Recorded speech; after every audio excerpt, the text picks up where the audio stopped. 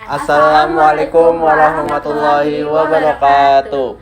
Halo semuanya, kembali lagi bersama kami podcast Cuanki, cuan kekinian.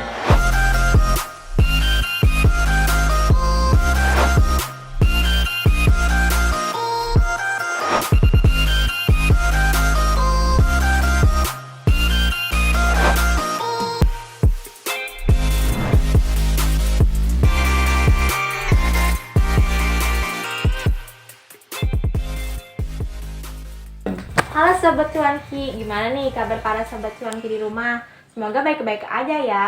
BTW kenalin, aku Nindya. Di sini aku nggak sendirian aja loh, tapi ada teman-teman aku juga. Ada Mahathir, Tinka. Wah, pada semangat banget ya kita hari ini. bener banget nih, karena kita hari ini mau ngobrolin tentang sesuatu yang bakal asik dan seru nih. Iya, bener banget. kira-kira kita bakal bahas apa nih? Nah, jadi Sobat Cuanki, hari ini kita mau ngebahas tentang suatu bisnis yang lagi ngetren atau lagi nge-hype banget nih di kalangan milenial, khususnya anak mahasiswa. Iya, bener banget. Kayaknya kita harus berbisnis nih buat nutupin dompet kosong kita gitu. Ya kalau dompet kosong itu ya agak horor ya kan, Iya kan, horor banget. iya gitu. Bener.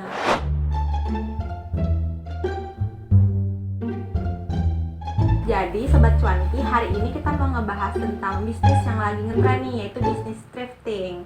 Nah, ngomongin tentang bisnis nih, pasti erat banget kan kaitannya sama komunikasi, ya nggak teman-teman? Iya betul banget. Apalagi kan dalam bisnis itu nih pasti harus dan wajib banget adanya komunikasi.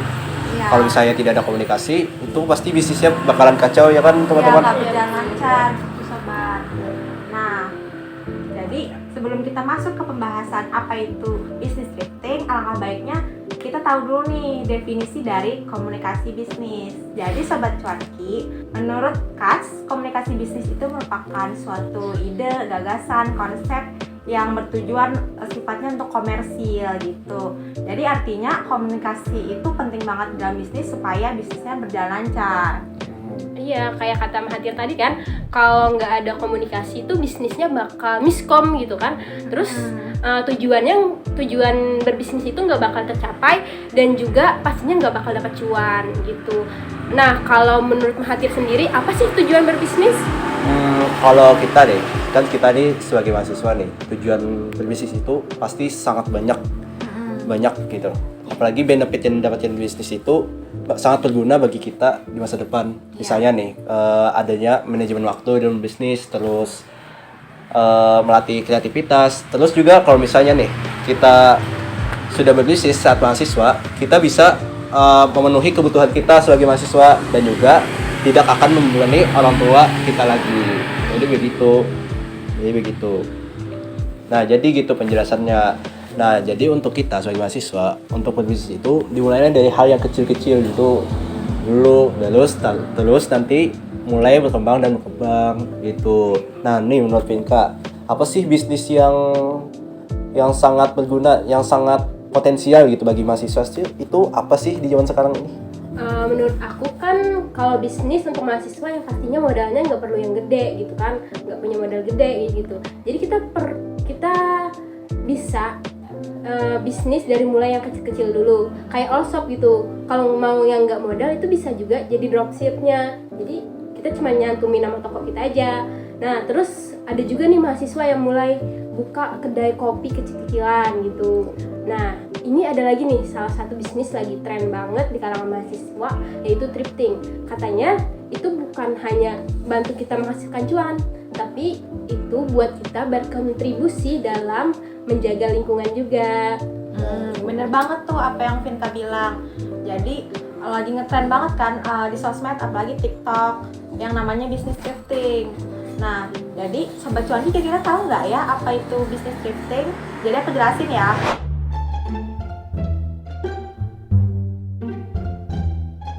Bisnis thrifting itu merupakan aktivitas yang menjual atau membeli produk bekas. Jadi walaupun bekas tetap bagus, ya nggak Tir? Iya betul banget. Nah walaupun produknya itu bekas, tapi kualitas yang ditawarkan itu tetap oke dan tetap bagus meskipun bekas juga nih. walaupun bekas orang, tetapi itu sudah bersih, pasti sudah dibersihkan oleh si penjual.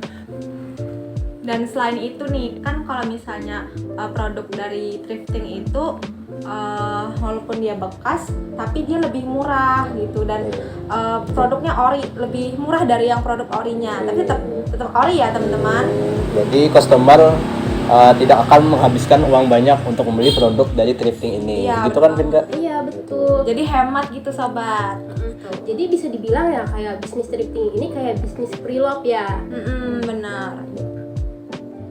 Nah, dalam menjalankan bisnis thrifting ini pastinya ada strategi khusus nih. Gimana sih caranya supaya dapat cuan yang banyak? Menurut Mahathir sendiri gimana sih strateginya? Untuk memulai bisnis itu banyak sekali strategi yang ditawarkan.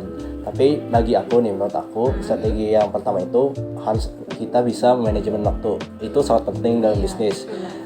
Karena dalam bisnis itu pasti banyak pembeli yang ingin membeli produk kita. Jadi kita harus bisa memanage waktu antara pekerjaan, belajar dan lain-lain. Terus dalam bisnis juga harus ada komunikasi yang berjalan antara pegawai dan pemimpin dari perusahaan itu. Jadi dalam perusahaan itu akan terjalin komunikasi yang berjalan bagus dan akan mencapai tujuan dari perusahaan itu.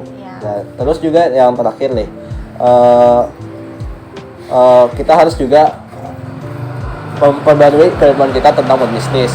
Jadi dalam berbisnis itu kita harus memperbarui keilmuan kita agar bisa berkembang dan sesuai dengan zaman kita sekarang. Dan yang terakhir banget, itu kita harus juga usaha dan berdoa kepada Tuhan Yang Maha Esa. Jadi gitu. Iya, benar banget. Gitu ya. Kalau kita udah tahu nih strateginya, tentunya kita harus tahu juga modal dan keuntungan yang bisa kita dapat dari bisnis thrifting ini. Modalnya itu kalau nggak salah aku baca-baca ya, itu beragam.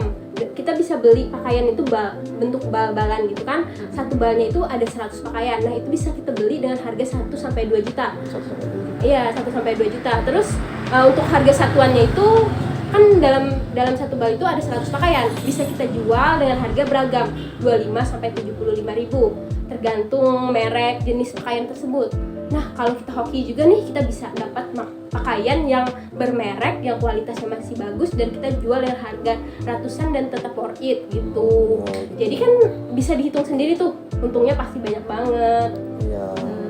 Bener banget tuh apa yang Vinka bilang. Nah, jadi kan tadi kita udah ngebahas tentang bisnis thrifting. Nah, jadi nggak afdol dong kalau misalnya kita nggak spill nih siapa aja sih mahasiswa yang udah sukses banget dalam menjalani bisnis thrifting. Check it out. Ada mahasiswa ilmu komunikasi juga nih. Ia bekerja sama dengan beberapa temannya membentuk bisnis thrifting yang diberi nama L.Cheats.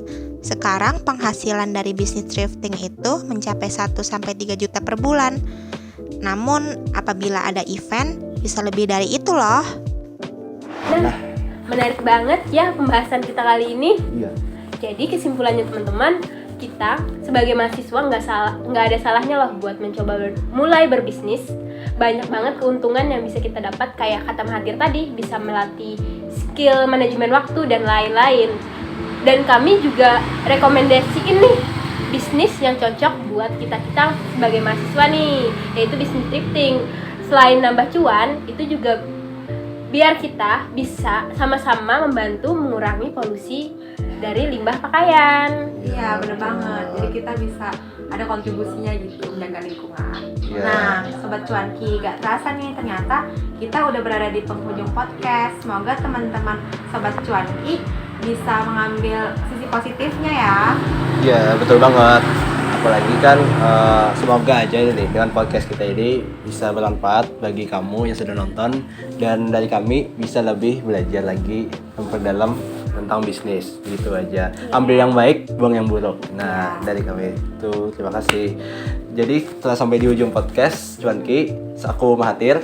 Aku Nindya. Aku Pinka. Sampai jumpa di podcast Cuanki berikutnya. Bye bye.